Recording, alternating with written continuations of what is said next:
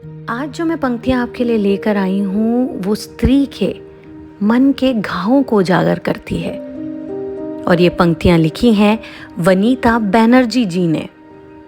स्त्री को तोड़ना आसान होता है, लेकिन उसे फिर से जोड़ना उतना ही कठिन, क्योंकि वो दूसरों के कारण टूटती तो है पर किसी और के सहारे नहीं जुड़ती।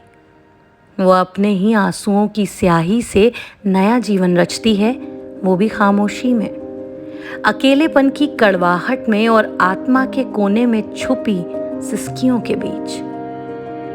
क्योंकि जो स्त्री टूटने से पहले पूरे मन, तन और आत्मा से रिश्तों को बचाने की अंतिम कोशिश करती है, जब उसकी हर पुकार अनसुनी रह जाती है, हर समर्पण उपेक्षित हो जाता है, तब वो कोई शोर नहीं करती, बस खुद को उस बिखरते मोह से धीरे धीरे अलग कर लेती है।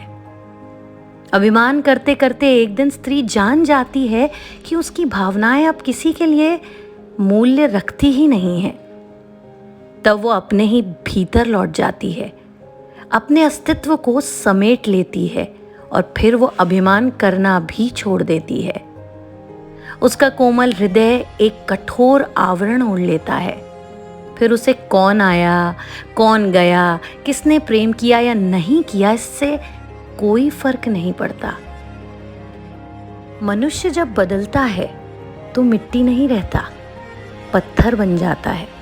जैसे एक बार अग्नि में जली हुई मिट्टी फिर कभी नर्म नहीं हो पाती, वैसे ही टूटी हुई स्त्री भी एक ऐसी चुप्पी ओढ़ लेती है जो शब्दों से नहीं, सिर्फ खामोशियों से सुनाई देती है। जी हाँ, बिल्कुल सही बात है। जब औरत अंदर से दुखी होती है तो फिर उसका किसी से कुछ कहने का मन नहीं करता, और ऐसी औरत फिर धीरे धीरे सबसे दूर होती चली जाती है, कटती जाती है वो सबसे और समेट लेती है खुद को खुद में।